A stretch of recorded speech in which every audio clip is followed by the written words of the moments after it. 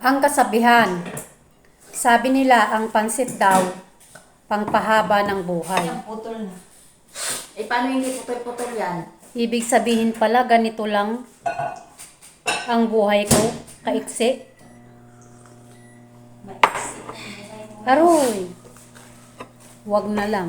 Kasabihan lang yun. Ubusin mo pa lahat ng makaroni kung hanggang doon. Nabi Yung mo pa. mahaba. Habang pansit. Kain tayo ng pansit at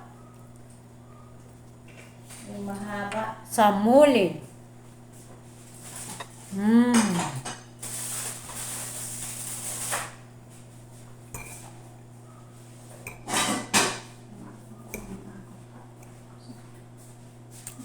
Dito sa Saudi, pag nakakain ka ng pansit, nakakain ka ng isda, parang nasa Pilipinas ka na rin. Mas lalong tuyo. Lalo na kapag tuyo at daing at bagoong. Pagdating mo dito sa Saudi, magiging patay gutom ka sa mga isda, sa mga bagoong, sa mga pagkaing Pilipino.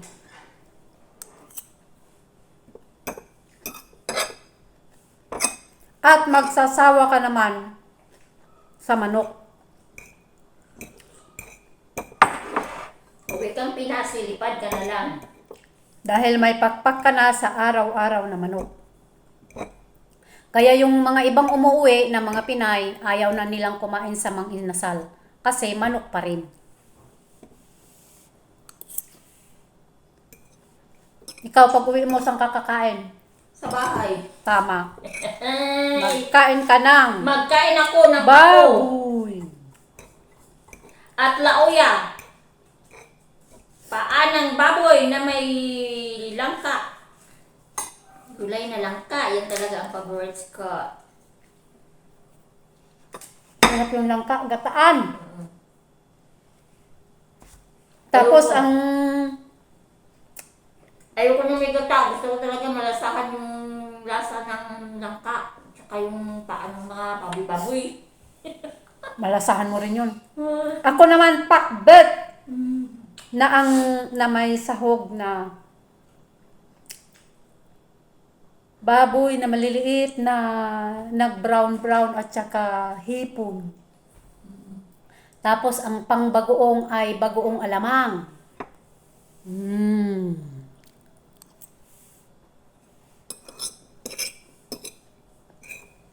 At pansit na merienda na may kasamang dinuguan na may konting sabaw na dinuguan. Ilagay mo, ihalo mo dito yung dinuguan sa pansit. Tikman nyo guys, napakasarap. Kung gusto ko merienda, saging na saba at ginamos. Hindi yan uso sa amin. Sabihin nila kadiri. Saging na Saging, saba. isaw-saw sa bagoong. Sarap. Banana Q. Kamuti Q. At nilupak na kamuti. At bibingkang bigan espesyal. At ano na ba yung baboy na ano sa bigat? Bagnet. The best. Bagnet.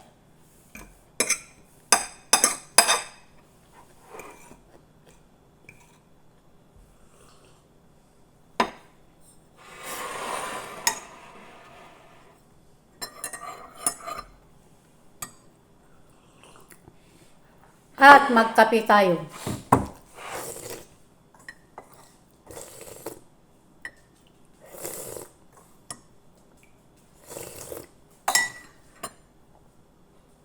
At kung hindi kayo maniniwala, ang aming agahan ay alas 12 pasado na. Agahan lang po ito. Bakit ka galit? Sabihin pala ng nanonood. Maglilinis muna kami bago kami, pagtapos na kaming maglinis bago kami kakain ng agahan.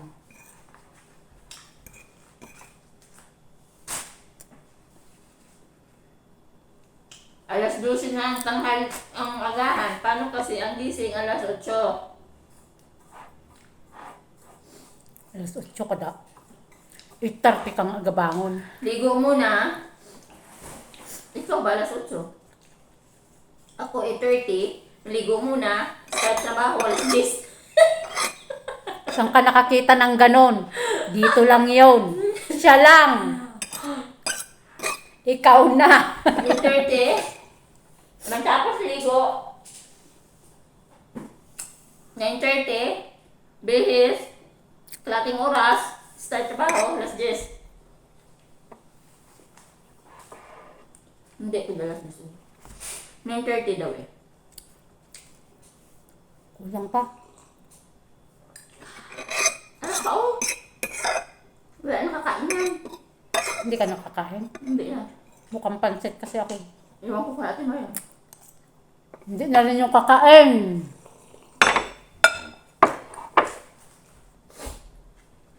Hindi po ito original na pansit. Ito ay sariya. Kaya putol-putol siya, ginawa lang na pansit.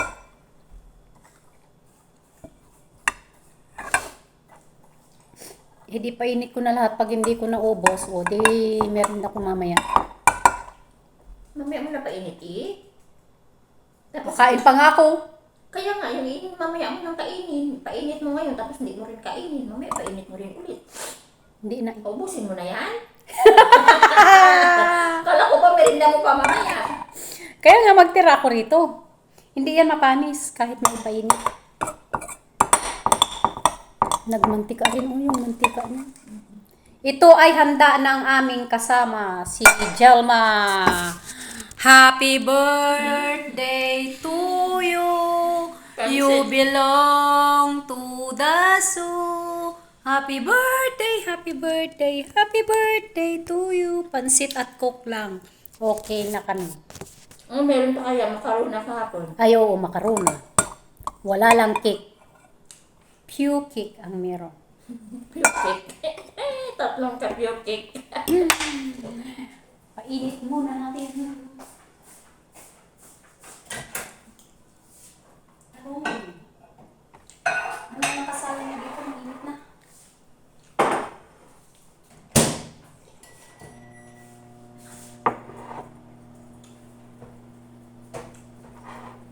Ano? Uh,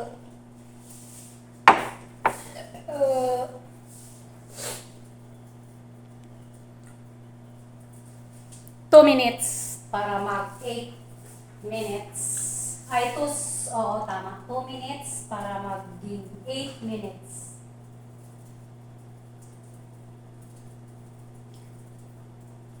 Video ako ng video, hindi ko naman na-upload. Hanggang sa ma-pull na lang ulit, hindi na maka-upload. I-upload mo isa ka muna naman i-erase. Nakakalimutan ko nga pag may wifi na.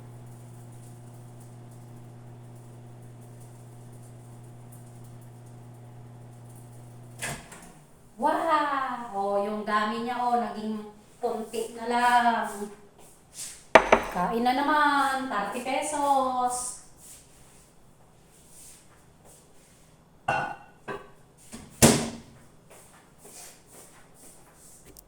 ₱30.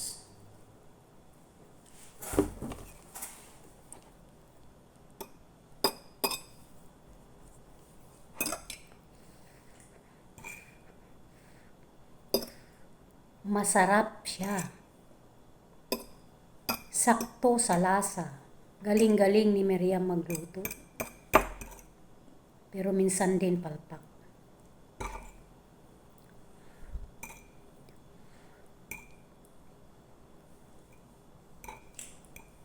Yung iba kapag sumusubo, nanlilit ang mata. Pero pag ako sumusubo, nanlalaki ang mata ko. Ganyan. Sabay yung bukal ng bungang sa laki ng mata. Pinaglihit kasi ako sa tarsier. Kaya malaki yung mata ko. Ako nga, buong kubo si Dampal ng sunod buka nga.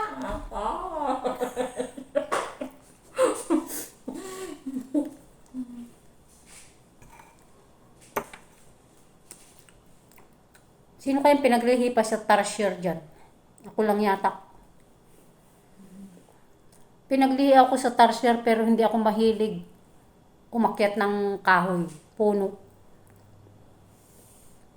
Yung mata ko lang ang nagmana sa tarsier.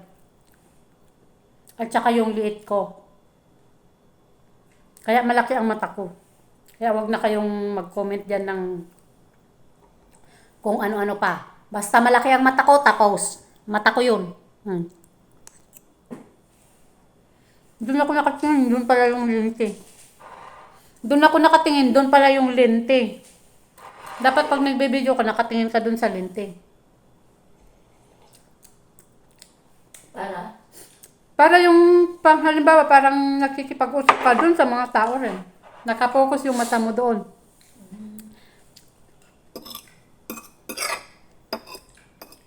Kaya guys, kain na.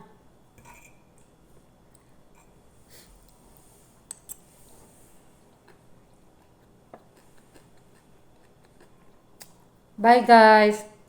Naka 11 minutes na.